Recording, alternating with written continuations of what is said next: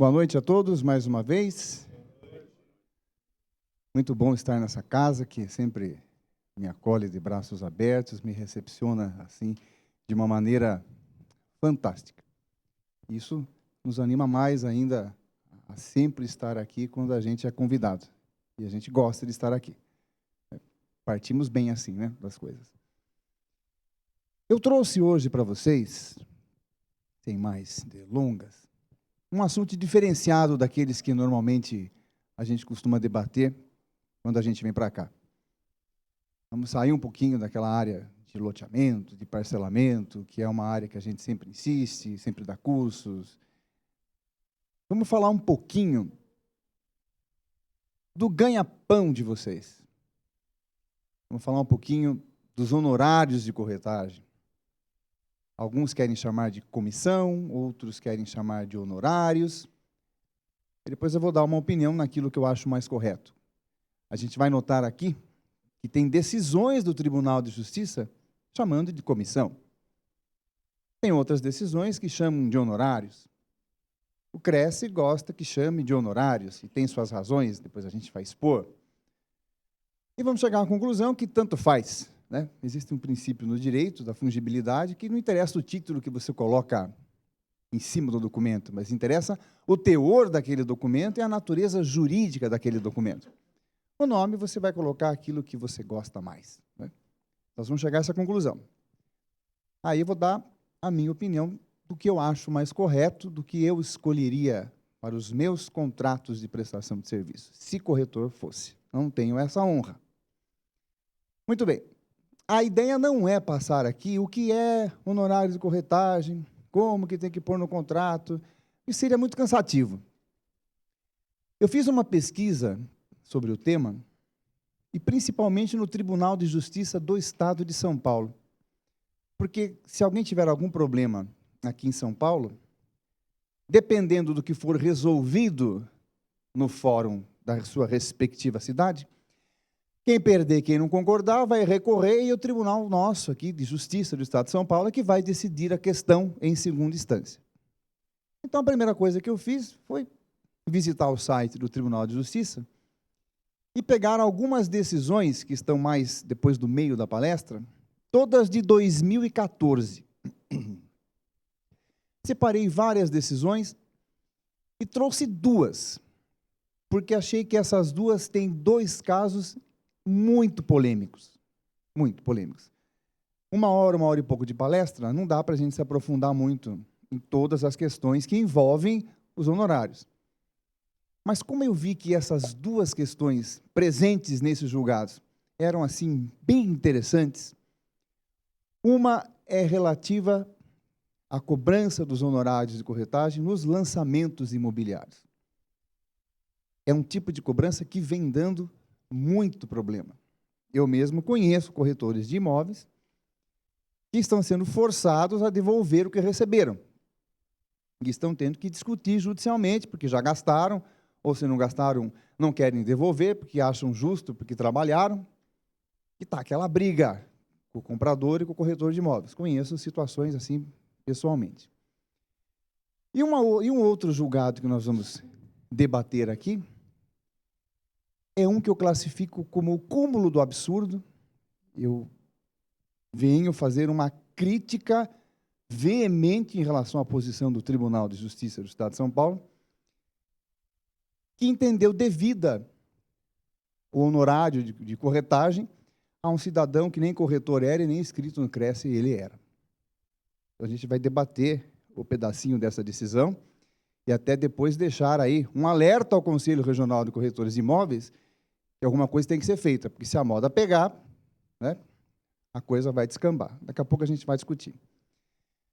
Para que a gente possa entrar nesses dois temas específicos escolhidos para hoje, a gente vai dar uma leve pincelada no geral, a parte chata da questão. Eu acredito que todo mundo já leu o artigo 725 do Código Civil, né? Não vou pedir para levantar a mão quem leu, porque eu não quero que todo mundo levante a mão aqui. Seria desagradável todo mundo. Então, eu tenho certeza que todos leram, né? Se por acaso alguém não leu, não conte, e leia ao chegar em sua residência, no cômodo que achar mais propício para tanto. A partir do artigo 723, e vocês devem estar enjoados de saber, está lá no Código Civil as disposições sobre a corretagem no direito civil brasileiro. É ali que estão os deveres e direitos, em poucos artigos, mas artigos com bastante teor, com bastante substância. É ali que estão dispostos os direitos e deveres dos corretores de imóveis, em termos de direito civil. Depois vem toda a legislação regulamentadora, as resoluções do Conselho Federal, as resoluções do Conselho Regional, mas tem que partir do 723 em diante. E lá no 725 é que começa a questão dos honorários, da remuneração, da comissão. Pois vamos escolher um nome. Olha o que ele diz. Vamos fazer uma leiturinha. A remuneração é devida ao corretor uma vez que tenha conseguido o resultado previsto no contrato de mediação, ou ainda que este não se efetive em virtude de arrependimento das partes. Eu trouxe um julgado do Tribunal de Justiça do Rio Grande do Sul, uma partinha de um julgado que eu achei que era o mais didático para colocar nesse local aqui. Por que a gente vai analisar o 725, que fala da remuneração de vocês? É unânime na jurisprudência nacional que o contrato de corretagem é um contrato de fim. Por exemplo, o contrato de serviços advocatícios não é um contrato de fim, é um contrato de meio. Como assim? Vem um cliente, me procura e fala o seguinte: olha, Carlos, eu quero que você entre com uma ação aqui para eu me separar da minha esposa. Ela não quer separar, então a gente vai entrar com uma ação de separação litigiosa e eu quero tirar todos os bens dela, porque ela não merece. Quanto você cobra? Aí eu falo, eu cobro, para tirar todos os bens da sua esposa, é difícil? Eu cobro 50 mil reais. Eu pago. Tem gente para isso, tem gente que paga dá até a vida, né, se preciso for. Você tem que se aproveitar da situação, né? Porque tirar os bens da esposa, 50 mil. Está aqui, 50 mil. Eu entro com a ação de separação judicial e, por um motivo qualquer, desde que não seja uma falha grave minha, mas porque o direito não estava do lado desse cidadão, ele perde a ação. Ele perde a ação. Aí ele vem falar para mim, ó, você vai ter que me devolver os 50 mil reais porque a gente perdeu e ela levou todos os meus bens. Eu não sou obrigado a devolver, porque o contrato de prestação de serviços advocatícios é um contrato de meio, ou seja, eu presto o serviço, se ele vai ganhar ou não, vai depender do juiz.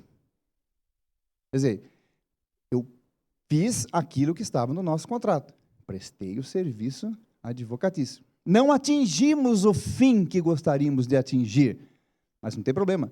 A advocacia não é um contrato de fim. Às vezes isso fica meio confuso quando você fala assim, quero entrar com uma reclamação trabalhista contra a minha empresa. Como que você cobra?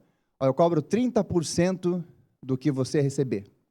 Você recebe e me dá 30%. Aliás, eu acho um absurdo o advogado cobrar 30%. O cidadão recolhe mais 20 e tanto de imposto de renda, de repente o advogado ganha mais que o cliente. Isso é um absurdo. No meu modo de ver, 20% é o percentual máximo que a moralidade permite. Mas não é assim que acontece por aí. Tem gente que fica brava de eu falar isso.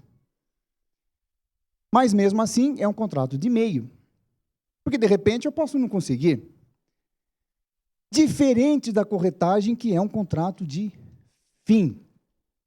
Ou seja, o corretor, para que ele faça jus, para que ele tenha direito à sua remuneração na intermediação, ele tem que conquistar o resultado final. Ou seja, não basta ele intermediar. A função não para na intermediação. A segunda etapa depende da vontade das duas partes. Vontade que vai ser, óbvio, inspirada pela capacidade do corretor de mostrar que é um bom negócio, de mostrar que aquilo vale a pena, e de convencer ambas as partes, vamos falar de compra e venda, para dar um exemplo mais específico, que é bom vender e que é bom comprar. É a habilidade do corretor de encaixar no perfil daquele cliente um imóvel que lhe sirva. Agora, a primeira etapa depende de vocês. A intermediação, concorda? Vocês vão, correm atrás, buscam, anunciam, procuram, de acordo com o perfil do cliente de vocês, imóveis que têm em suas carteiras, para ver qual é aquele que se encaixa para oferecerem, vocês vão atrás. Quando vocês têm sucesso na primeira etapa, na intermediação, vocês aproximam os futuros negociantes. Agora, no convencimento, na persuasão, vocês têm que atingir o objetivo final, ou seja, que o negócio seja feito. Se o negócio for feito, vocês fazem jus aos honorários. Aí vem a primeira pergunta dolorosa. Quando que o negócio é feito? Quando se assina uma proposta? Assinou a proposta.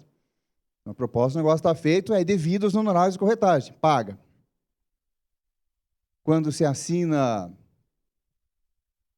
um compromisso de venda e compra, ou só quando se assina uma escritura pública, quer dizer, a primeira pergunta que você tem que fazer é isso. Quando se dá o sinal, ótima, colocamos mais uma alternativa, vamos descobrir. Quem vai nos ajudar a descobrir? Quem vai nos ajudar? O texto da lei e um julgado que representa praticamente a grande maioria da posição do Poder Judiciário. Partindo daqui, a gente vai entrar nos outros temas. Veja bem, a remuneração é devida ao corretor, uma vez que tenha conseguido o resultado previsto no contrato de mediação, ou ainda, que este não se efetive em virtude do arrependimento. Vamos pegar a primeira frase. Uma vez que tenha conseguido o resultado previsto no contrato de mediação. Qual é o resultado previsto? Fechar negócio. Quando se fecha um negócio? Vamos ver o julgado aqui do Rio Grande do Sul. Ação de cobrança, olha embaixo. A desistência, na parte que está com a letra minúscula, a desistência do negócio ocorreu anteriormente à formalização. Ou seja, inexistiu a materialização do acordo de vontade entre os polos da relação negocial. Não se confundindo a desistência com o arrependimento indicado pelo artigo 725 do Código Civil. Esse julgado eu não vou colocar ele na íntegra aqui, porque ele é super extenso e a gente vai ficar 2 dias lendo. Mas eu vou contar o que aconteceu. Nesse caso aqui, não houve sequer a assinatura do compromisso de compra e venda. Até se vocês quiserem levantar a íntegra, é só vocês irem no site do Tribunal de Justiça do Rio Grande do Sul e na busca numérica vocês digitarem aquele número que está no cantinho ali da tela, aí você tem acesso a toda a íntegra desse julgado. O compromisso de compra e venda não havia sido assinado. Podia ter sido assinado um sinal, ter sido dado um sinal, podia ter sido assinado uma proposta, um documento prévio, uma reserva, qualquer documento prévio com qualquer denominação que o mercado assim queira conferir a esse documento. Mas o contrato bilateral, aquele que realmente mostra a formalização do negócio, o contrato de venda e compra, está aqui. Eu vendo para você e assino que vendo. Eu compro e assino que compro. Esse ainda não havia sido assinado. Veja que interessante. O que o julgado disse? Até a assinatura do compromisso de compra e venda, se as partes não quiserem mais, elas desistem. Se as partes já tiverem assinado o compromisso de compra e venda, e elas não quiserem mais, elas se arrependem. Aí vem uma questão. Você pode se arrepender daquilo que você não fez?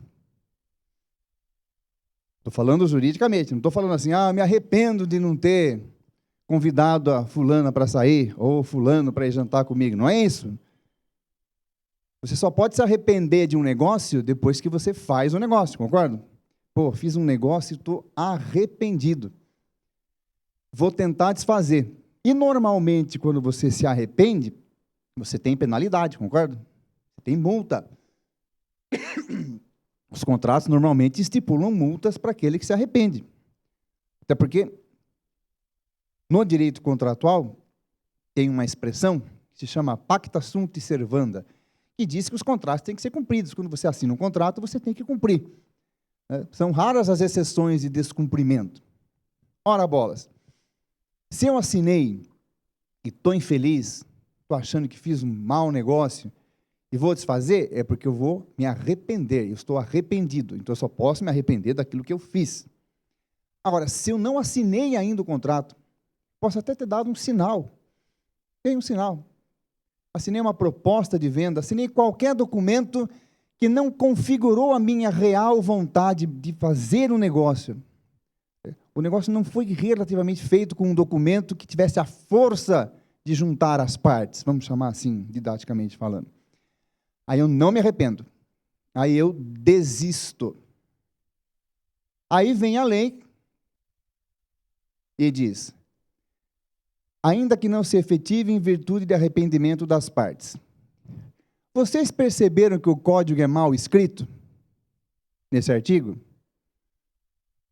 Perceberam que o legislador não soube escrever? Isso é um problema seríssimo do legislador brasileiro. E veja bem, ou ainda que este não se efetive em virtude de arrependimento. Ora, bolas, se ele não se efetivou, eu não tenho o negócio, concordam? Eu só posso me arrepender se ele se efetivar. Diga, quero escutar o comentário que foi bom. Sempre que entra um depende, vem coisa boa. No caso específico, houve uma proposta.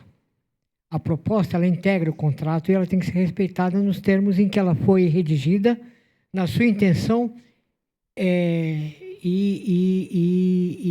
nas suas consequências. Concordo. Quando você assina uma proposta, você tem lá obrigações. E no local em que ela foi redigida. Essa proposta gera obrigações. Eu posso colocar, desde que eu não extrapole o que a lei determina, eu posso colocar obrigações nessa proposta. Se eu não cumprir as obrigações dessa proposta que eu assinei, eu estou sujeito às penalidades que ela coloca. Ah, eu desisto aqui, eu assinei a proposta, mas eu não quero mais. Opa, então você vai perder uma parte, por exemplo, caso você tenha dado um sinal, você vai sofrer uma consequência A, uma consequência B, você vai sofrer consequência. Agora, a pergunta que eu faço é, e o corretor vai ganhar honorário?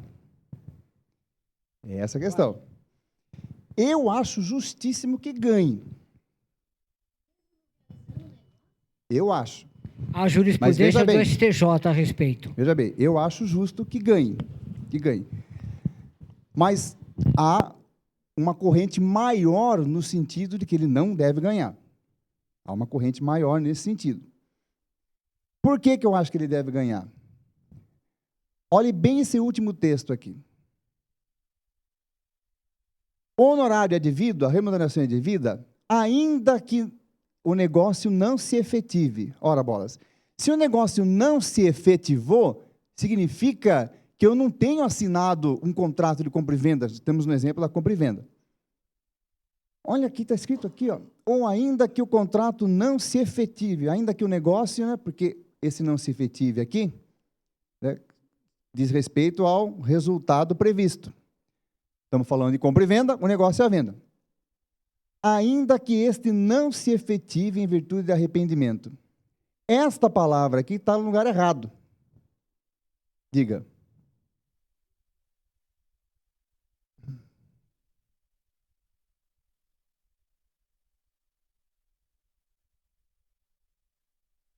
Enquanto não chega. Pensem comigo, e se tivesse aqui, ainda que esse não se efetive em virtude de desistência das partes, será que ficaria melhor? Diga. O legislador aí, quando ele pôs esse texto, ele não estaria interpretando como esse efetivar a escritura, a finalização da compra? Então, esse é o maior problema. Como é que você vai saber a intenção de quem escreveu a lei?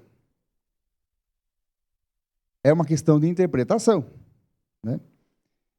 E a intenção do legislador é uma das formas de você interpretar uma lei.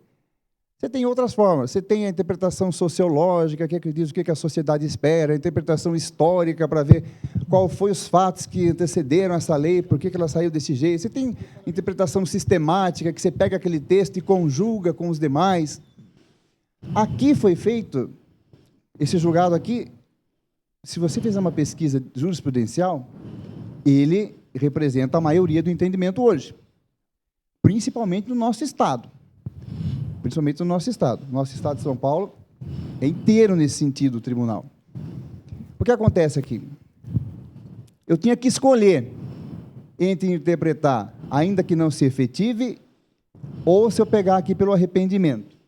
Professor, só um parênteses aí Pois não. nessa linha aí, sou eu que estou falando. Pois não. Nesse caso, não seria quando o cliente, o comprador dá o cheque, e no contrato diz o seguinte, que esse contrato você tem efeito mediante a compensação do cheque. E a pessoa dá o cheque, ele vai lá e susta o cheque, porque ele se arrependeu. Não cairia nesse caso? Não, sabe por quê? Porque aqui ele está dizendo da relação entre as partes. O corretor está aqui, do lado de fora, aguardando o que vai acontecer entre as duas partes do negócio. Então, quando ele fala aqui de não se efetive e de arrependimento, ele está falando, vamos pegar o nosso exemplo de compra e venda. Ele está falando do comprador e do vendedor. E o corretor aqui fora esperando o que vai dar. Do tipo, ó, fiz a intermediação, mas o negócio não se efetivou, porque o povo se arrependeu. Quem se arrependeu? As partes se arrependeram, ou uma das partes, acabou não saindo o negócio, se arrependeram do negócio. Não entra nessa parte de como ele pagou, esse artigo não pensa nisso. Mas como é que o tribunal escolheu aqui, que essa jurisprudência nos mostra? Ele falou o seguinte, está escrito arrependimento. Arrependimento só existe depois que o negócio é devidamente feito. E o negócio é devidamente feito quando a materialização de vontade entre os polos da relação negocial. Ele entendeu que o contrato de compra e venda é que dá essa materialização. Para o direito civil é até interessante. Aí a gente tem que analisar caso a caso. Por quê? Você pode ter variações. Vocês já viram que tem propostas que tem duas linhas? Tem duas linhas, não tem obrigação nenhuma, não consta cláusula nenhuma de que se eu desistir da proposta não tem penalização nenhuma. A proposta é bem simplesinha. Tem em consideração outras propostas que enchem aquele proponente de obrigações. Tem bastante proposta. E tem até propostas que recebem a assinatura das duas partes, configurando já um contrato prévio. Então, podem haver variações. Mas o que esse julgado nos diz, já deixa eu falar, só terminar aqui essa ideia.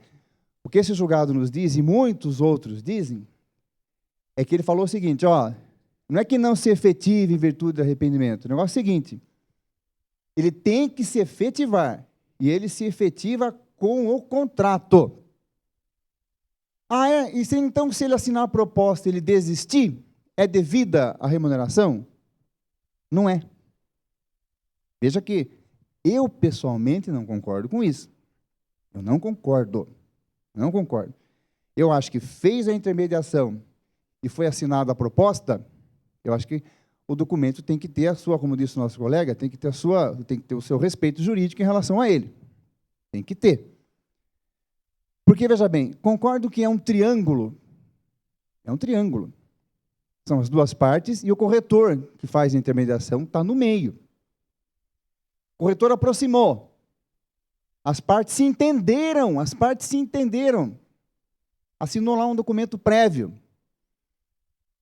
Depois desistiu. Desistiu porque, sei lá o que aconteceu, pensou melhor, mas eu corretor, não tenho culpa. Mas não é isso que vem acontecendo. O colega disse que tem uma jurisprudência no STJ. Tem. Mas é muito difícil você fazer um processo chegar lá. É difícil você subir um recurso especial para o STJ. Você tem que ter determinadas condições processuais que fica difícil. E quando você faz pesquisa nos tribunais de segunda instância, principalmente em São Paulo, é arrasador essa posição. É arrasador. Diga.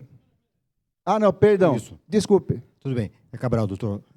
Boa noite. Prazer. Era só para confirmar realmente o termo ali, o termo arrependimento,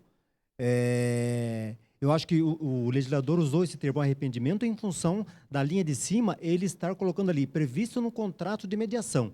Então, acho que ele está dizendo arrependimento, acho que ele está usando o termo arrependimento porque na linha de cima ele usou o termo contrato de mediação. Então, quer dizer que já existiu um contrato. né? Pelo menos a interpretação que eu faço é essa, que já existia um contrato, então por isso ele usar o termo arrependimento. Como o senhor havia dito no começo, se houve só a proposta, podemos falar em desistência. Mas se já aconteceu foi redigido um contrato, e aí as partes desistiram, então acho que usar o termo arrependimento até estaria correto, em função de, na linha superior, tá colocando o contrato. Porque, veja bem, quando ele fala, concordo, o resultado previsto no contrato de mediação. Quando você faz um contrato de mediação, por exemplo, com o vendedor, qual o resultado que você quer que tenha ali? A venda, não a mediação. O contrato é de mediação para conquistar a venda, né? Ora, ainda que não se efetive o resultado, tá bom, não se efetivou.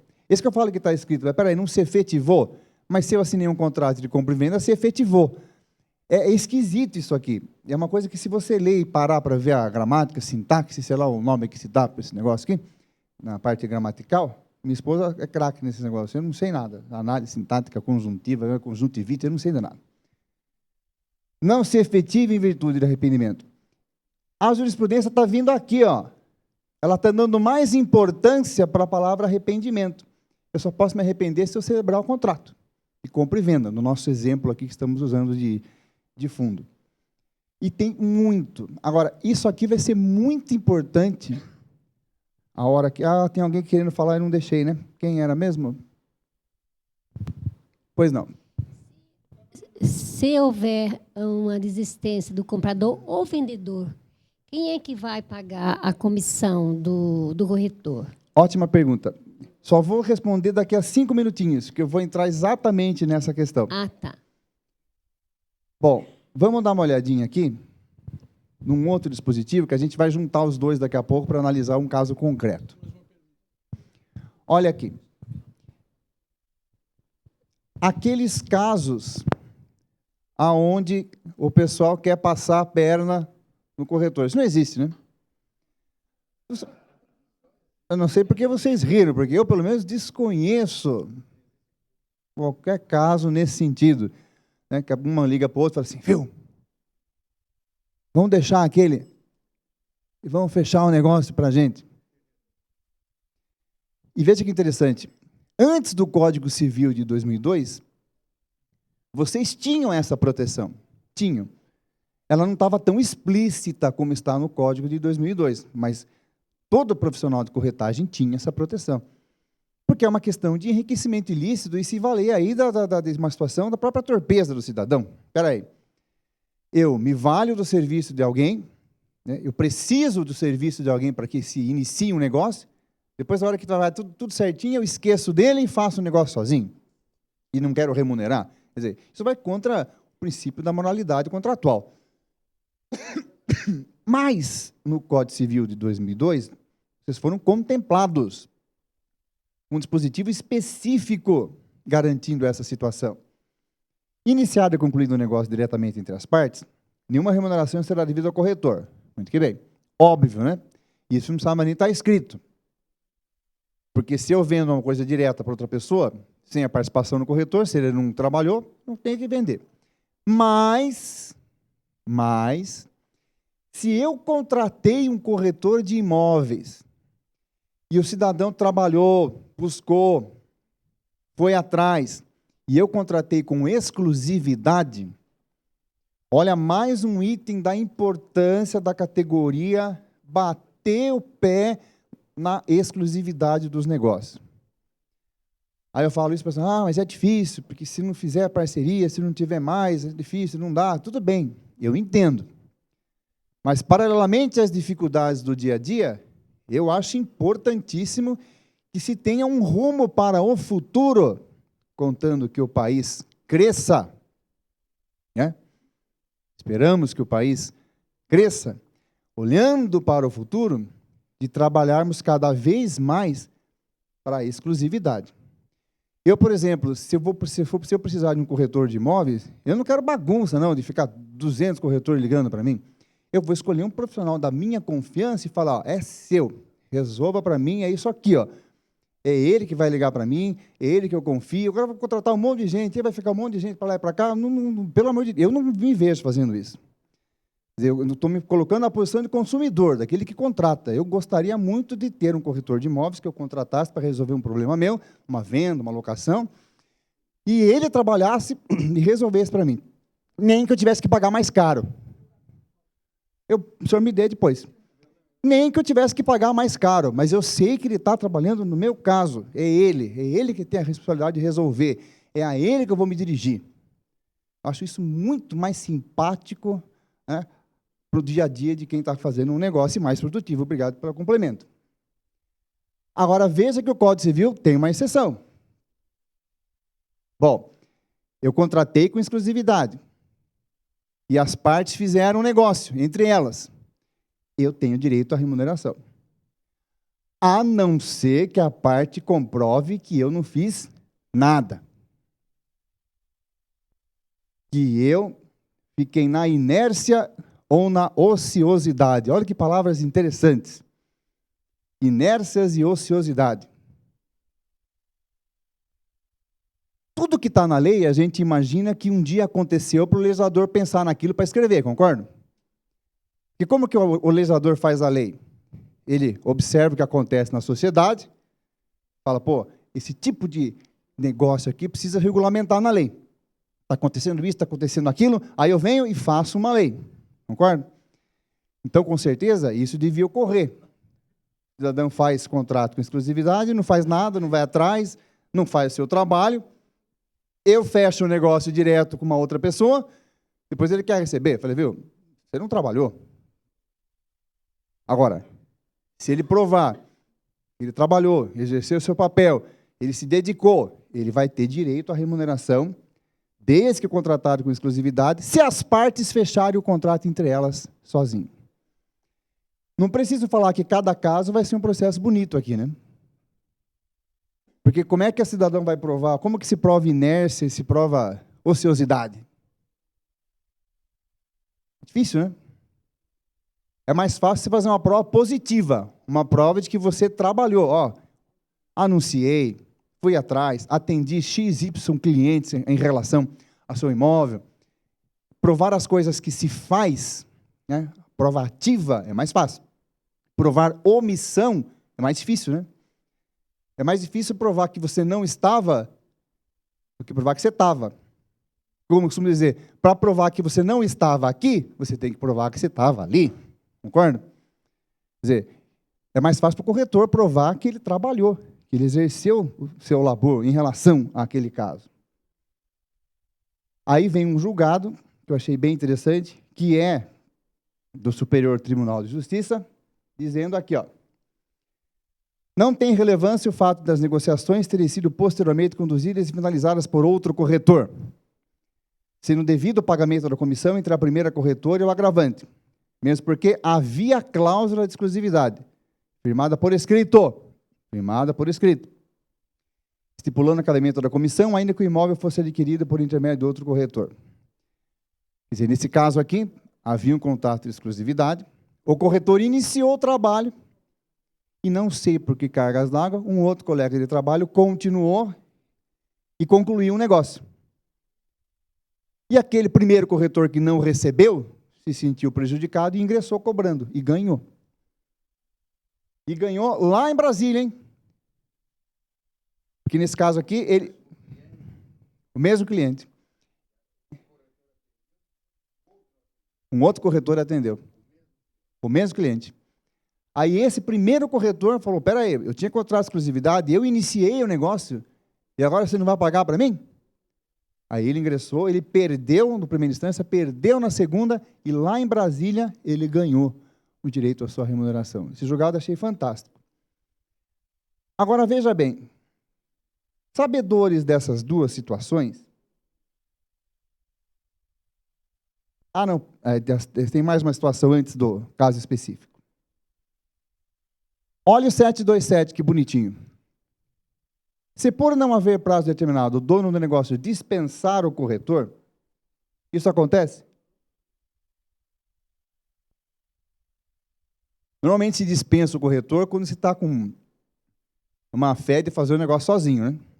Vai falar assim, ó, fulano, não precisa mais você ver para mim, que não sei o quê, não vem com esse papo de aranha, porque alguma coisa vai acontecer, né? Vocês já ficam de olho aberto.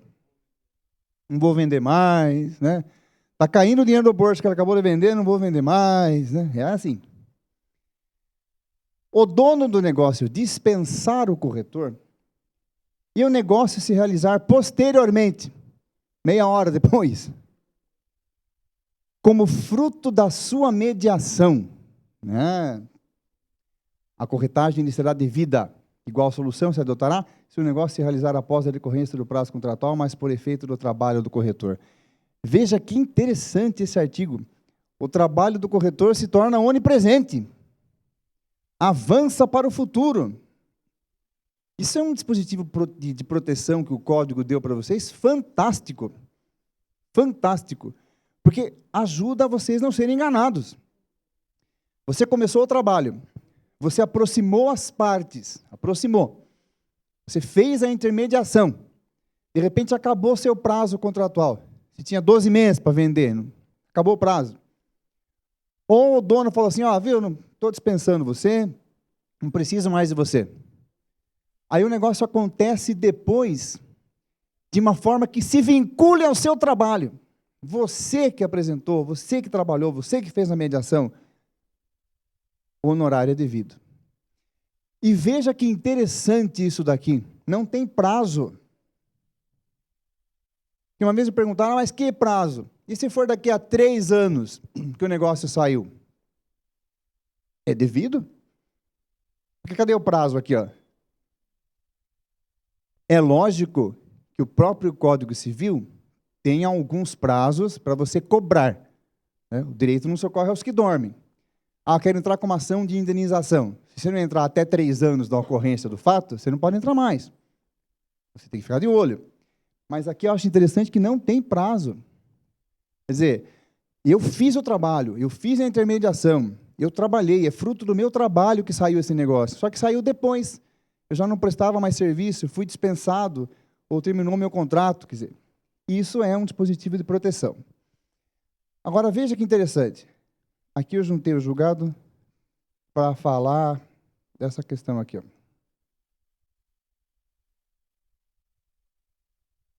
Aqui ele chamou de comissão. No Rio Grande do Sul, muitos julgados falam em comissão, não falam em honorários. A venda foi endereçada à adquirente pelo corretor apresentada, por ele apresentada. De posse dessas 3 informações básicas e passadas rapidamente, vou pedir um pouco de paciência de vocês, mas a historinha é boa. Vai demorar 5 minutos para a gente fazer a leitura, mas vale a pena. Isso é um julgado de março de 2014. Nós estamos em que mês? Não acabou maio ainda? Maio. A Copa, dia 12, né? 12 de junho. Muito que bem. Pensou se o Brasil for eliminado na primeira etapa? Nossa Senhora! Eu não quero nem ver o que vai acontecer. Vai ser bonito de ver.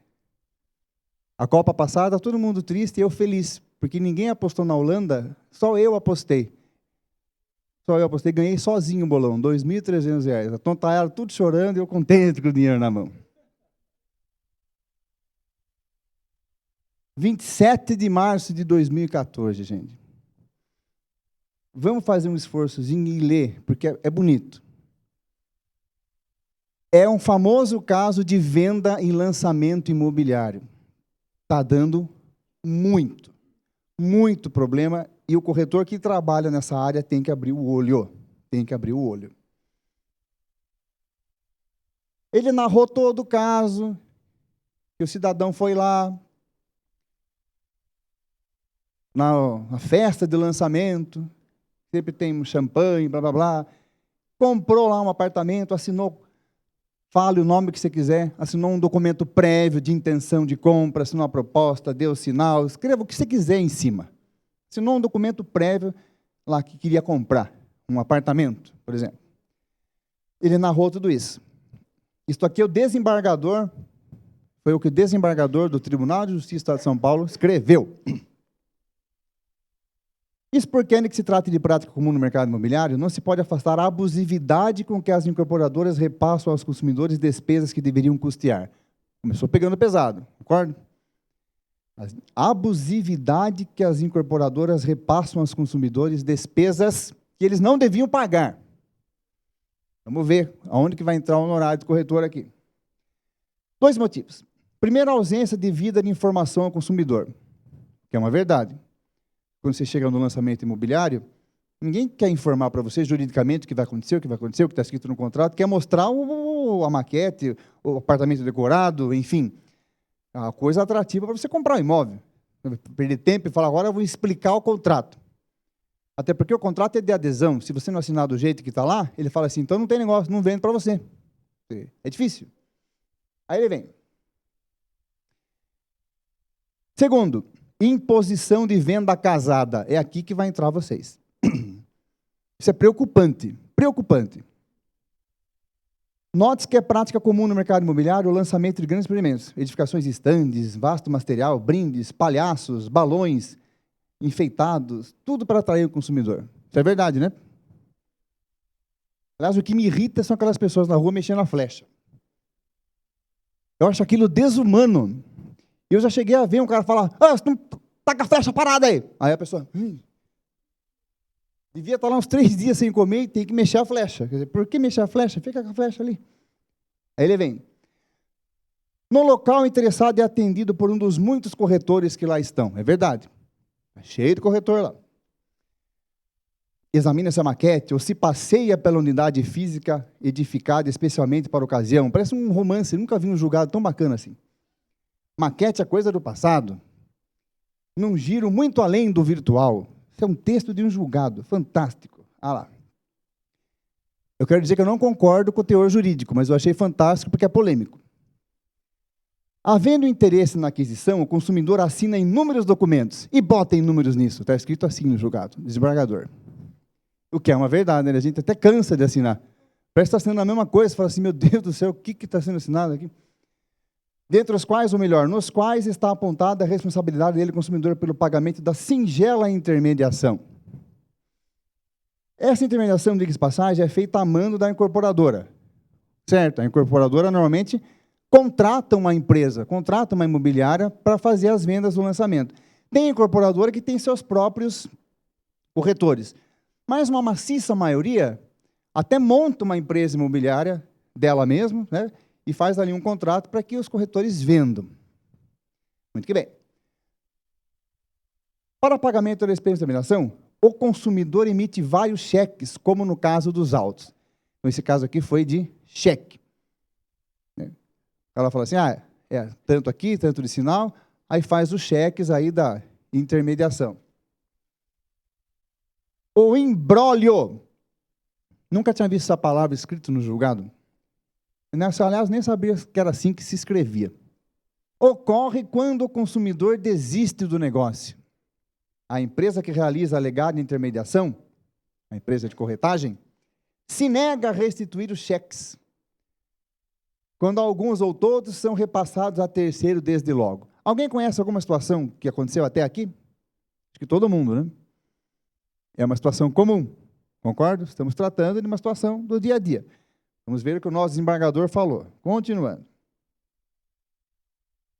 A alegação da empresa, como no caso da embargada aqui é a empresa de corretagem.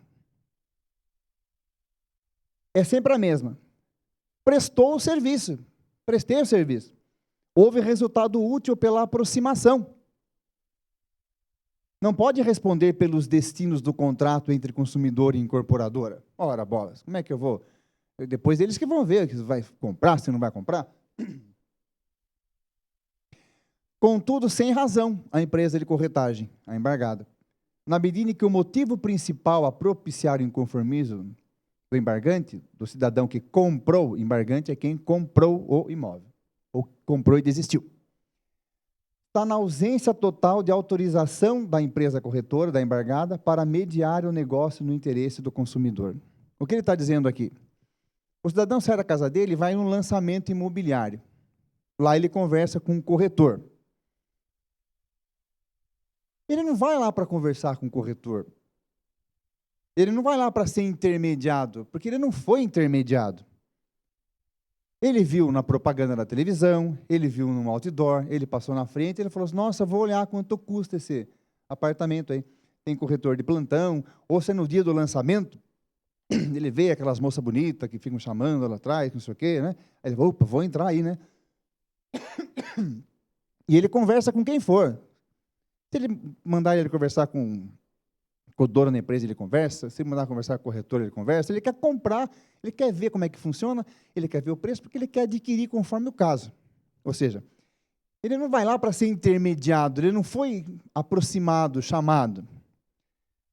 Aí eu já coloco uma tesezinha contrária.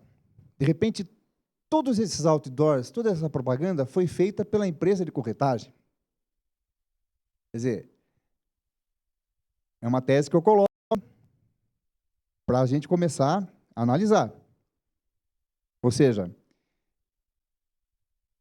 eu, empresa de corretagem, fiz a parte de marketing e chamei, de alguma maneira, o cidadão. Quer dizer, não foi uma intermediação que se iniciou pessoalmente, mas nós estamos na era da virtualidade. Eu não comecei a intermediar ainda, mas eu chamei, aproximei com o anúncio que eu fiz, com o outdoor que eu fiz. Vamos pensando, vamos pensando. Intermediadores são escolhidos pelas partes envolvidas no negócio. Não se exige de forma escrita. Pode ser ele escolhido pelo comprador ou pelo vendedor. E na medida em que existe uma incorporadora que contrata uma empresa para a venda das unidades, que contrata uma empresa de intermediação, de corretagem, não se pode dizer em momento algum que o adquirente, o consumidor, o comprador, foi quem escolheu a intermediadora.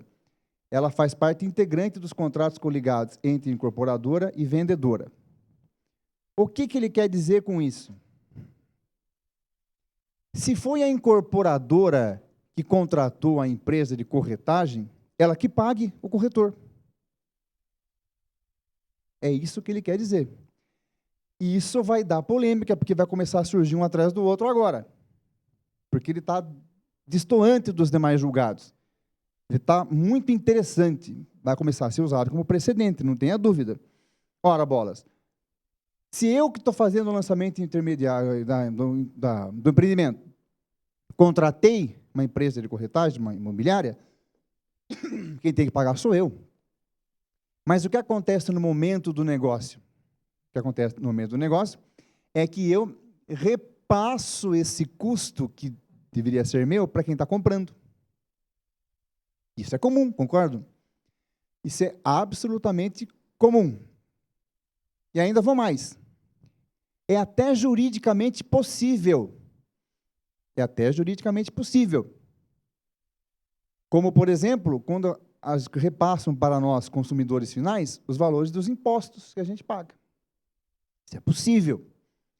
Eu repasso um encargo que é meu para terceiro, para quem está comprando. Mas eu tenho que informar o cidadão. Esse é o maior problema, que tem um monte de corretor enfrentando questões assim. Vocês concordam que quando eu sento lá e estou assinando aqueles inúmeros papéis, como disse o cidadão, em algum momento está escrito assim, olha, a responsabilidade de pagar o corretor é minha, mas neste negócio aqui eu estou repassando para você. Você concorda? Concordo que eu quero muito esse negócio. Então, assine aí que você concorda. Oi? Mas na cabeça deste cidadão aqui, né, eu também acho dispensável. Por que eu acho dispensável? E vou seguir a tua palavra. Tem uma professora de direito administrativo que ela fala assim, o direito é para a vida.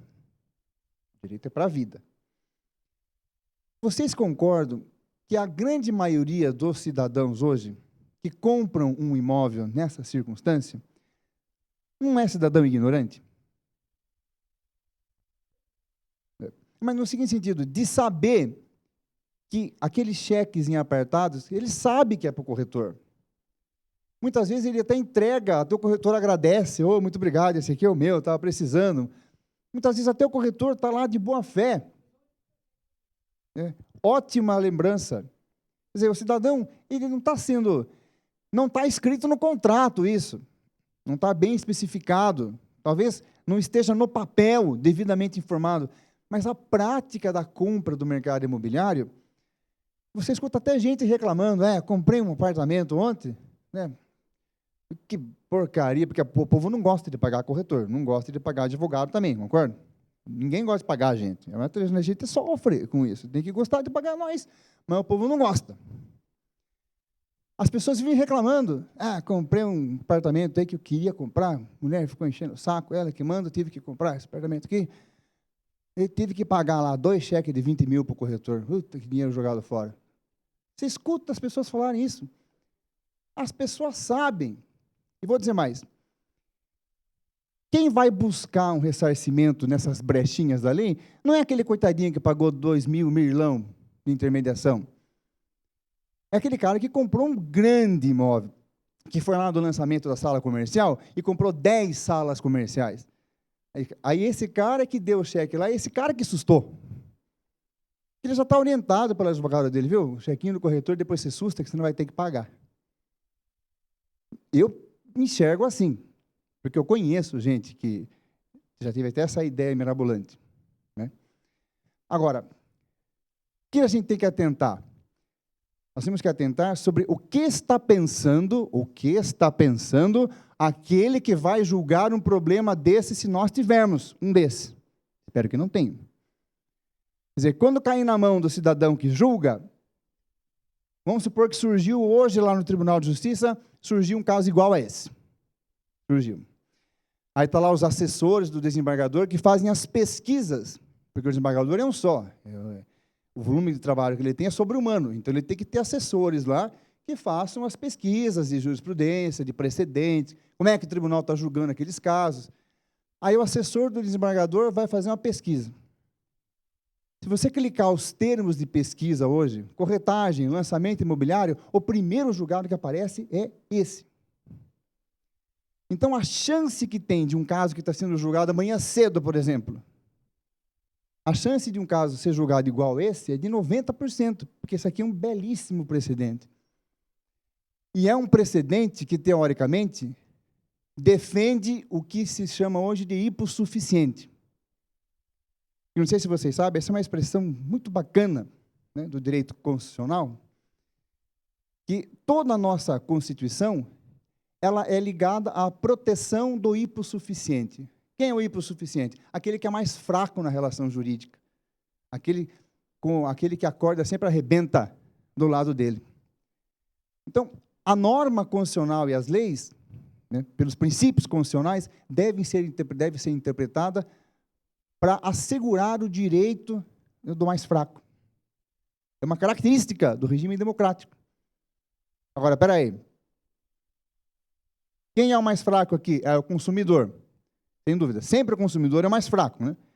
O Código do Consumidor veio com tudo nesse sentido, até de forma muito exagerada, no meu modo de ver. Como tudo se exagera aqui no Brasil, né? Você tem um direito, você acha que você tem esse direito, aí você pode esculhambar com a vida de todo mundo, sair andando na rua, no meio dos carros, para requerer o seu direito. Isso é democracia, isso é bagunça. E tudo se exagera. Agora, e o profissional, o que tem a ver com isso? Então, aí é que você tem que se cobrir. Como assim tem que se cobrir? Isso vai começar a dar problema.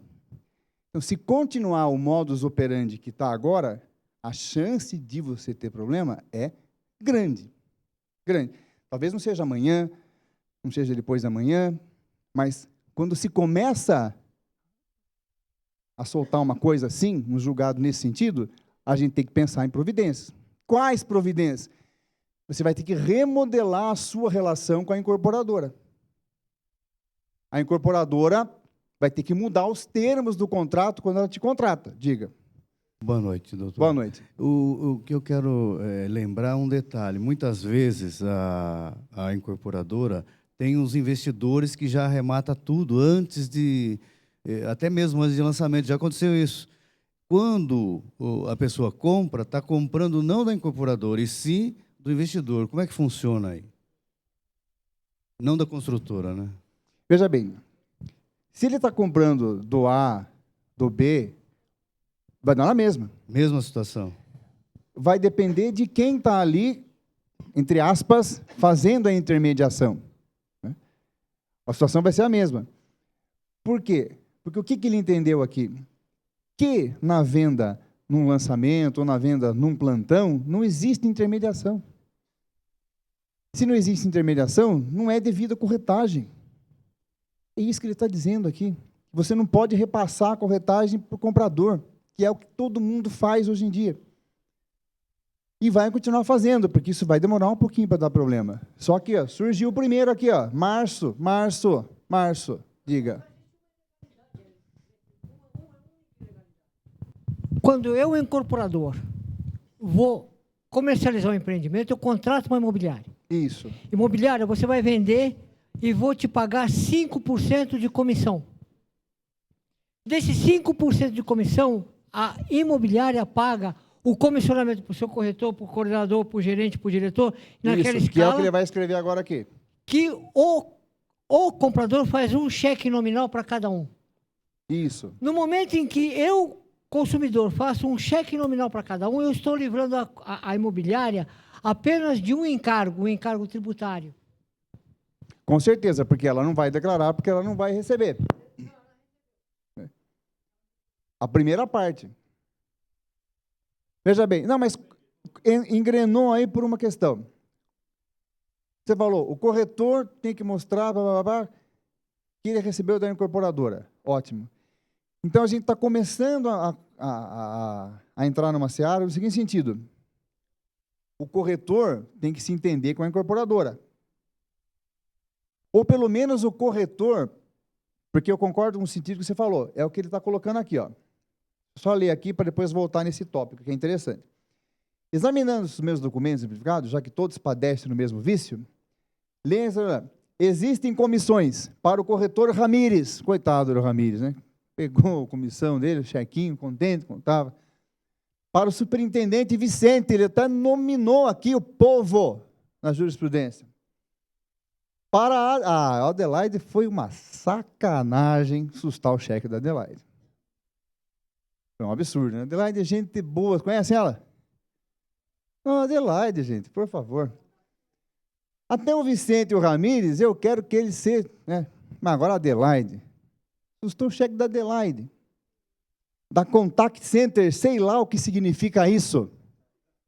Olha o jeito que o desembargador... Parece que esse desembargador comprou um apartamento 15 dias antes e teve que dar cheque para todo mundo, aí caiu na mão dele. Ele falou, agora os corintianos vão ver o que é bom, porque caiu na minha mão. A Adelaide veio com aquela camisa de pano de chão, ela vai ver agora o que vai acontecer com ela. Eu uso para limpar o chão, ela põe a camisa, veste tijolo, ela vai ver a Adelaide. Veja que ele teve a pachorra de analisar o processo para ver de onde vinha cada um, e receberam os cheques que foram sustados. Porque o povo sustou o cheque, aquele chequinho que foi dado nominal, foi dado para a Adelaide, foi dado para o Ramírez e para o Vicente. Aí o comprador foi lá, desistiu do negócio. E desistiu quando? Antes de assinar o contrato. Antes. Aí que está, aqui ele não se arrependeu, porque ele não assinou o contrato de compra e venda, ele assinou a proposta, lá deu o sinal, assinou qualquer coisa. Então aqui ele desistiu do negócio. Então se ele desistiu, não cabe honorários. Mas você já pagou, você não viu que você já pagou? Paguei, pagou. Você não deu cheque lá para a Adelaide, em nominal para a Adelaide, da Contact Center. O que é isso? Eu vou saber o que é Contact Center, mas eu dei cheque lá para a Adelaide, da Contact Center. Então, vou sustar todos os cheques. Diga. Hoje, tem algumas construtoras que começaram construtoras não, na verdade, as empresas de venda, né? Começaram no stand, em vez de pegar cheque, pegar uma autorização de débito em conta para cada um desses. Para Adelaide, para o Vicente e para o Ramírez. Uma autorização de débito em conta. Aí dificulta para o consumidor, porque já vai direto Muda, lá, né? Muda. Tá. Porque veja bem o que aconteceu aqui. O consumidor sustou os cheques. O povo cobrou. O povo está cobrando. Quem está cobrando? A imobiliária está cobrando. Está cobrando checaiada, os corretores estão cobrando aqui. Aí vem o desembargador e diz o seguinte: não, não é devido. Não é devido porque a pessoa desistiu, não houve a concretização do negócio, não houve intermediação, porque ela passou na frente de carro e entrou, não teve aproximação nenhuma, não houve intermediação, não houve concretização do negócio, ela desistiu, ela não se arrependeu, porque ela não assinou contrato. Se ela assinasse contrato, já era. Né? É o que eu ia falar agora. Então, ela assinou a proposta. Não, no lançamento, Veja bem, nesse caso não assinou. Certo. Neste aqui. Mas não se sei for- assim no dia a dia. Assina já o compromisso, compra e venda. Neste caso, não houve assinatura de contrato. Houve assinatura da proposta, da intenção. Nesse aqui, porque esse aqui é um caso concreto. Porque, veja bem, o que acontece muito em lançamento que a gente vê? O cidadão não sai com a cópia assinada pelo representante legal.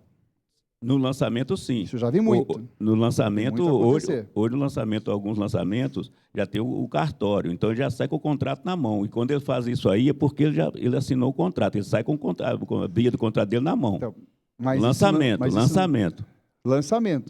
Por isso eu estou falando de lançamento, nós estamos falando aí de lançamento. Nesse caso, isso não aconteceu. Então, daí não era Isso não lançamento, aconteceu. então. Porque para fazer o desmembramento de cheque do jeito que está aí, Era. foi um lançamento e ele assinou o contrato. Não, aqui ele não assinou contrato. Bom, aí alguma coisa então está errada. Vamos dizer assim, trabalharam errado em termos de segurança para eles mesmos. Então foi, porque Mas aqui ele não assinou. lançamento, quando desmembra cheques, ele assinou o contrato. Então, isso é praxe. É praxe. Isso é praxe. É isso. Aqui choveu granizo. Porque É, aí, então, é um a cada 100. tem alguma coisa ou errada mais. aí. Tem alguma coisa É. errada aí. Fugiu de um procedimento que Fugiu. a gente tem como normal. Fugiu. Fugiu. Mas o que eu acho que vai acontecer? Isto aqui, para os dias de hoje, onde se defende o consumidor à torto e à direito, não sei se tem razão em defender, se não tem razão, não vou entrar nesse mérito. Isto vai propagar. E eu tenho certeza, ou quase certeza, que isso vai invadir até quando assinar contrato. Pois não. Eu não trabalho com lançamentos, mas só uma dúvida. Isso não conflita com o Código do Consumidor, que prevê que a pessoa tem um prazo para desistir de alguma coisa, ou não se aplica nesses casos? Ele entendeu que não se aplica. Inclusive, tem uma parte aqui do texto, eu não sei se eu reproduzi, que ele deixa bem claro que aqui não se aplica o Código do Consumidor. Não, mas no caso, se a pessoa contratar e quiser desistir, não... Então, pelo contexto geral, porque o que acontece? Quando a gente faz pesquisa no site, a gente não tem acesso ao documento que foi assinado. Você não consegue. Hoje, a partir de hoje, você até tem, porque o processo é digital, você entra lá com a senha do advogado, você consegue. Mas como esse processo já veio da época que não era digital, a gente não consegue ver o documento assinado. Mas quando a gente lê, porque é longo, esse julgado é longo. Eu daria aqui 20 transparências ou mais. Mas pelo contexto, a impressão que se dá em que pese falar contrato em alguns lugares, não é o compromisso de compra e venda. É a impressão que se dá.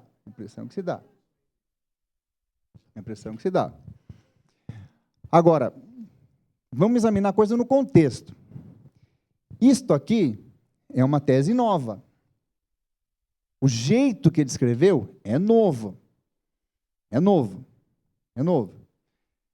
A chance disso se espalhar até numa eventual escritura é grande. Já assinou a escritura. Agora eu estou arrependido, quero desfazer o negócio. Mas espera aí. Agora assinou a escritura, o contrato aconteceu. Aí que eu quero que vocês entendam a minha preocupação. Se eu vou comprar o imóvel do meu vizinho, se eu ligo numa imobiliária, falo, viu, tem algum terreno aí na rua tal? Tem um, excelente, topografia bacana. Quero ver. Vem aqui que eu vou mostrar. Aí o corretor me mostra o terreno, eu gosto e eu compro. Lá atrás. Se eu só assinar a proposta de venda desse terreno, ou qualquer documento assim, e desistir, não tem remuneração do corretor. Se eu comprar este terreno, assinar o compromisso de compra e venda, eu comprei, assinei o compromisso de compra e venda, e eu arrepender, estou arrependido, tem remuneração do corretor, porque ele fez o trabalho de intermediação. Isso. Agora, nos lançamentos imobiliários, o que o desembargador falou? O que o desembargador falou? Que aqui não tem intermediação. Que quem tem que pagar o corretor é a incorporadora. Não pode repassar para o consumidor o pagamento do corretor. Então, nesse entendimento aqui, depois do registro na matrícula, é possível sustar cheque. É diferente. É isso que eu estou chamando a atenção. O cara inovou. Eu não concordo com o que está aqui. Eu não concordo. Vou falar de novo. Eu não concordo. Talvez.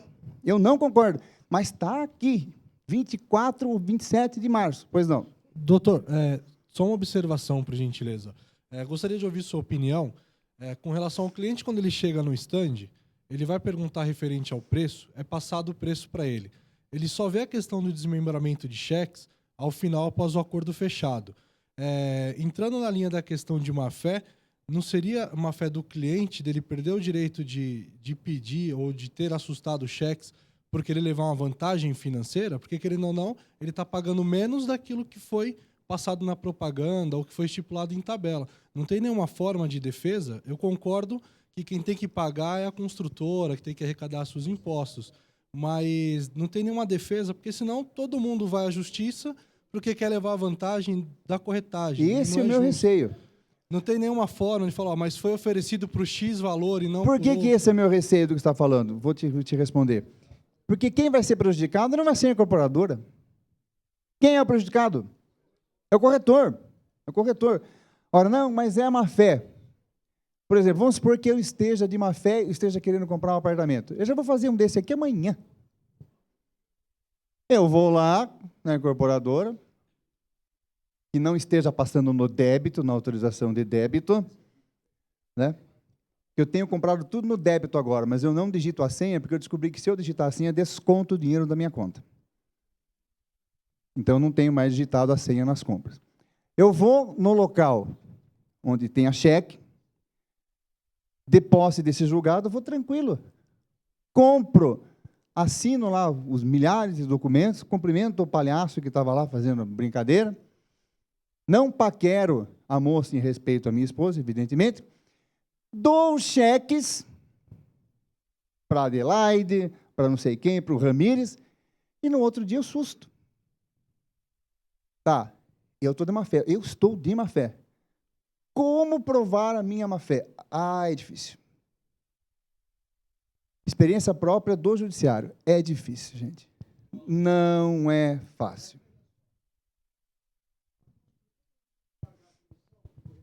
É o que ele quer. Ele não quer que você repasse para o corretor. Por isso que eu falo, vamos além, gente, vamos além, vamos além. Eu assinei o compromisso de compra e venda no dia, 15 dias depois, eu fiz a escritura, e 10 dias depois eu registrei a escritura. Pronto, está lá no registro de imóveis, na matrícula do imóvel, meu nome. Lindo, maravilhoso. O corretor já descontou o cheque, já gastou o dinheiro, eu não sustei o cheque, eu não sustei o cheque. 60 dias depois, alguém fala assim para mim, viu, tonto?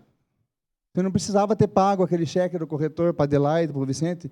Entre com a ação de devolução que o corretor tem que devolver para você. Eu vou pegar este julgado aqui e vou entrar. Eu não vejo a hora que alguém, não é porque eu não gosto de vocês, eu gosto, senão eu não estaria aqui. Não vejo a hora que alguém venha com um caso desse para mim, para eu testar. Eu não vou nem cobrar, vou cobrar no êxito. Eu quero testar. Depois de registrada a escritura, eu vou falar assim para o juiz, senhor juiz, eu comprei um imóvel, fiz a escritura, registrei a escritura, agora eu descobri que a incorporadora repassou a comissão do corretor para mim. Eu não autorizei isso, nenhum. Não fiz nada, não autorizei nada. Eu não tenho que pagar isso. Aí eu pego este julgado aqui e ganho a ação. E ganho. A chance de eu ganhar é grande.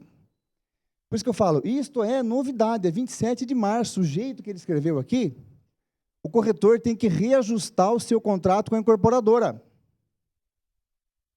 Ele tem que dar um jeito de falar, viu, ó, o negócio é o seguinte, vamos fazer diferente. Né? Não vamos nem fazer autorização de débito. Vamos dar um jeito aqui do dinheiro. Vou usar as palavras do meu amigo oriental. Você vai ter que pagar imposto aí. O dinheiro vai entrar para você primeiro e depois você vai pagar para mim. Aí, maravilha. Quer dizer, é uma questão de transação. Aí sim, você está mandando fazer cheque para mim, está mandando fazer autorização de débito direto para mim, porque um dos seus desencargos vai ser o tributário. Concordo, excelente. Não. O dinheiro vai ser pago para você, incorporador, e você, incorporador, vai me pagar. Perfeito. Perfeito. Ninguém faz, concordo com você. Agora, vocês concordam que no Brasil tudo é moda, e ação judicial é moda. Já pensou se eu ponho no meu Facebook esse julgado e falo assim, pessoas que pagaram corretor de imóveis e compraram, entre na justiça porque não é devido. Me procure. Lógico que não vou fazer isso porque é falta de ética. Né? Advogado não pode fazer essa propaganda. Mas eu pôr lá no meu Face de 3 mil pessoas, faz de conta. Ó, gente, que legal. Né? Saiu uma decisão dizendo que aquele chequinho que você deu quando comprou seu apartamento, você pode tentar reaver esse dinheiro.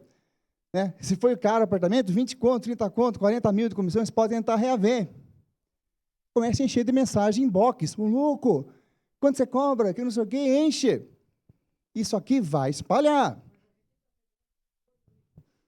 Deve estar. Porque ela sabe de manobra. Ela sabe. Até vou ver se eu acho algum precedente na Receita para incluir em próxima palestra. Porque seria interessantíssimo que eu incluísse. Porque é mais uma demonstração da gente aumentar essa preocupação, diga.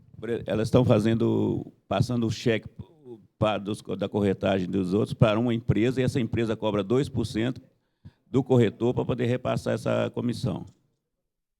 Certo? Então, essa empresa vai ser responsável por esse pagamento, então.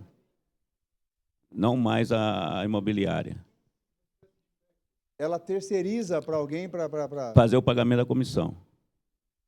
Então foge disso aí. É interessante a solução. Foge não sei se é aí, boa então. economicamente. Bom, deve ser, senão não fariam, né?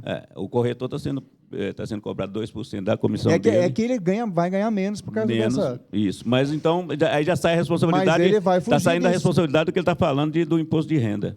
Fico pensando o seguinte, a lei de mercado, às vezes, é cruel. Né? Porque, muitas vezes, até a imobiliária pretende, muitas, mais às vezes, talvez, espero que seja, cumprir a lei que arrege as resoluções, as regulamentações.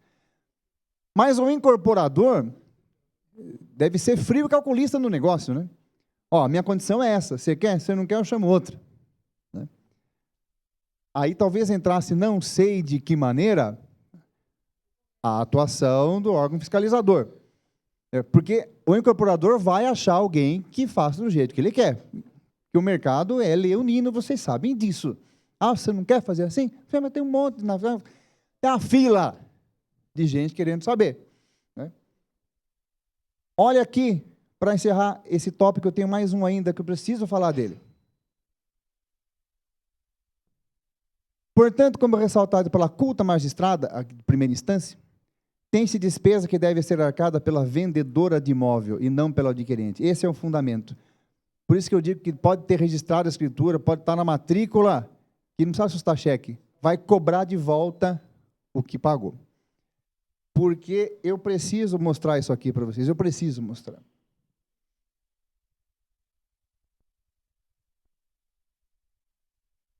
Recurso especial, isso significa que foi julgado pelo Superior Tribunal de Justiça. Eu achei isso aqui aleatoriamente. Eu nem sei o que eu estava procurando, não foi nem para fazer essa palestra, foi um outro dia aí. Acho que eu estava procurando alguma coisa para a convenção regional, lá de Araçatuba. Isso, eu estava procurando não sei o que para lá, para Araçatuba. Aí, sei lá o que eu cliquei, né, e saiu esse julgado aqui. Eu peguei só esse textinho, porque esse textinho diz tudo. É possível a cobrança de valores decorrentes de intermediação exitosa, intermediação exitosa. Veja que até aqui, quando o cara é picareta, ele tem que concluir a venda para ele poder receber o honorário. Para a venda de imóvel, sendo prescindível, ou seja, não precisa a inscrição do autor no Cresce. Pois é livre o exercício do trabalho e vedado o enriquecimento ilícito do vendedor. Eu tinha um imóvel, pedi para um amigo meu que não é inscrito no Cresce, que não é corretor de imóveis, viu, vê se consegue vender para mim. É um cara que faz venda, eu sei que ele é bom de venda, ele consegue, comprador. Eu pedi, ele vendeu, né, e eu não paguei a comissão para ele, não paguei o honorário para ele. Ele entrou na justiça me cobrando, mesmo não sendo corretor. Mesmo não sendo. Ele não é nada. Ele não é nada. Ele não é nada. Ele fica no bar lá, só que ele conhece muita gente. Então ele conseguiu vender. Eu não sei se ele ganhou, se ele perdeu na cidade, no Tribunal do Estado. Chegou no STJ, o STJ falou, paga ele aí, filho. Ele fez o trabalho para você de intermediação, por que você não paga ele? Não interessa que ele não é corretor, não interessa que ele não é inscrito no Cresce, pague, porque você está se enriquecendo ilicitamente. Aí eu conversei com um colega, ele falou assim, viu, mas isso é questão do regime democrático. Porque no regime democrático, se a pessoa trabalha, ela faz jus à remuneração pelo trabalho, senão você vai se enriquecer ilicitamente. Ah, então tá bom. Então vamos lá, vamos fazer a coisa no contexto, né? Democracia também é contexto. Olha a comparação que eu vou fazer. A comparação que eu vou fazer. Tem uma portaria do Ministério do Trabalho que classifica as profissões. Classifica as profissões. Os profissionais liberais, os profissionais que são empregados, os tipos de empregado. É uma portaria grande que faz a classificação das profissões.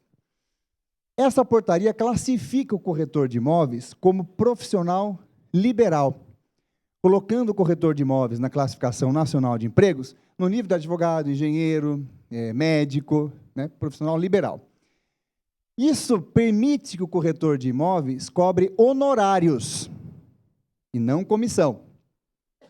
E honorários é mais fácil de cobrar na justiça, porque existe um tipo de ação, chamada ação de procedimento sumário, que é mais rápido, pelo menos é para ser, mas é mais fácil você cobrar honorários do que cobrar comissão. E quem pode cobrar honorários? Pode cobrar honorários profissionais liberais. E o Ministério do Trabalho diz que vocês, corretores de imóveis, são profissionais liberais. Está aqui na portaria. Sendo profissionais liberais, vocês podem cobrar honorários. Se não pagarem vocês podem entrar com a ação mais fácil de receber na justiça, porque é honorários. Como é honorário médico, como é honorário do advogado. Tem o mesmo status, a mesma natureza jurídica. Muito que bem. Então, eu amanhã, eu vou fazer, eu tenho muita prática de manipulação e tal, eu vou fazer uma cirurgia plástica em alguém. De mama ainda. 350 ml cada lado, vai ficar bonito. Eu não sou médico, mas tenho prática. Ah, isso não acontece.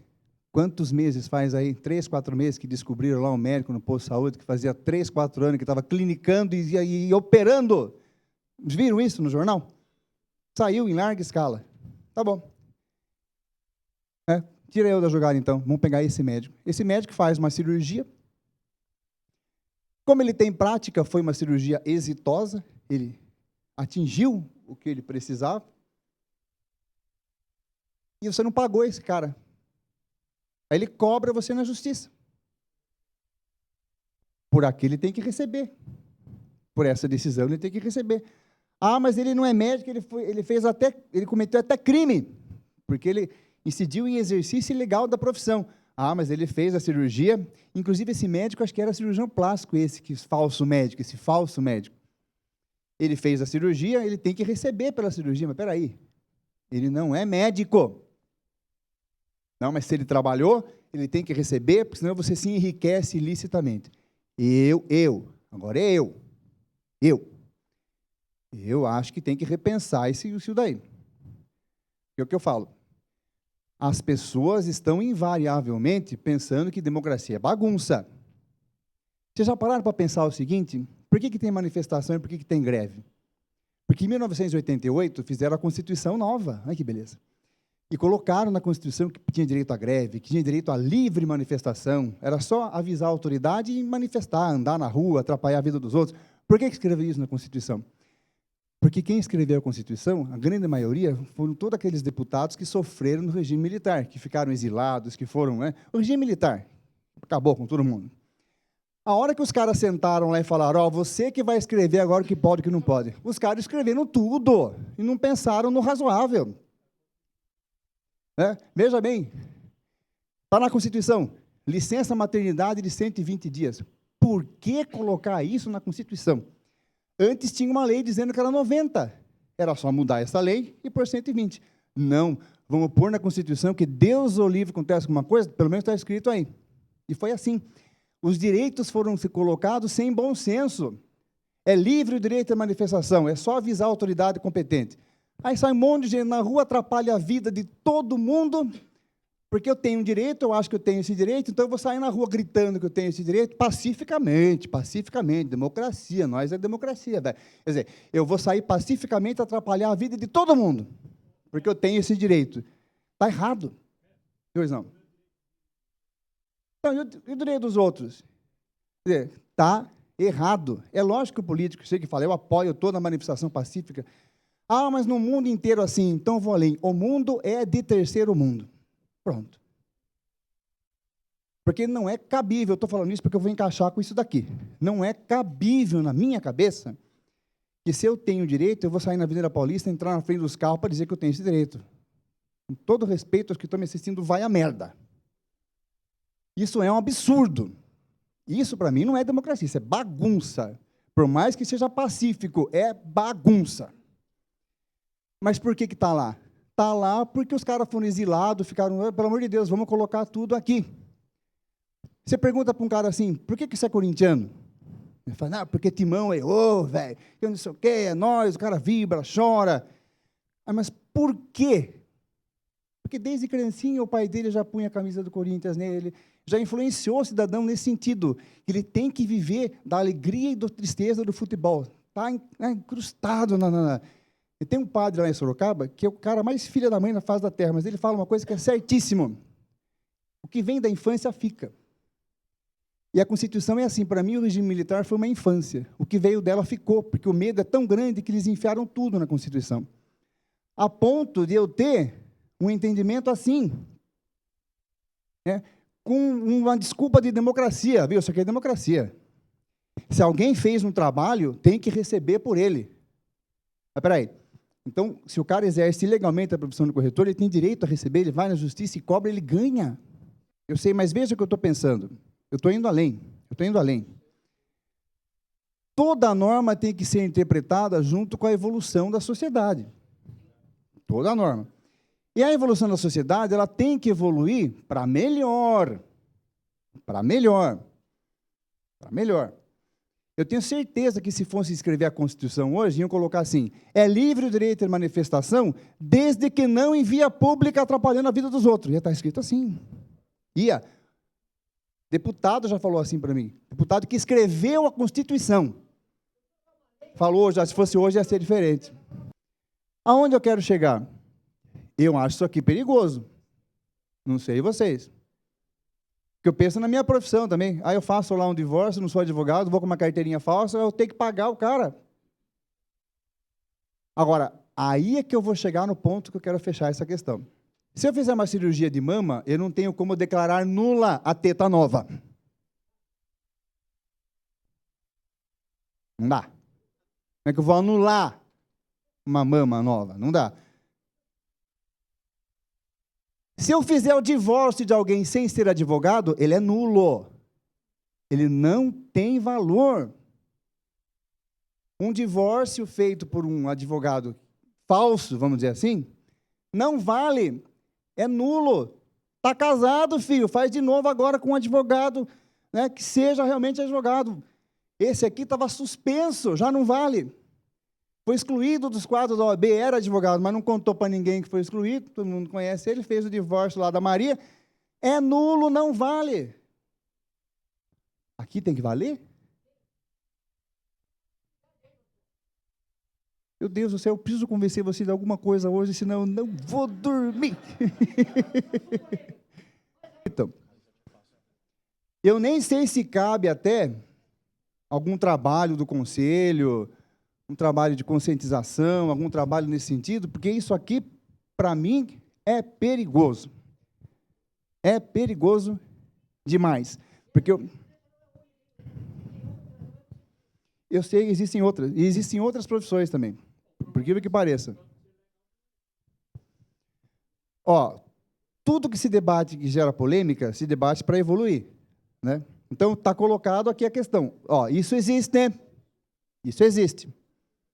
Né? Conselho Regional de Corretores de Imóveis, cresce. Olha aí, ó. Isso existe. Isso existe. O que você vai fazer com isso? Eu não sei, não é problema meu, é do Cresce. Mas isso existe, gente. Anotem aí o meu e-mail. Aí, está aqui. É um prazer estar em contato com vocês. Por hoje é só.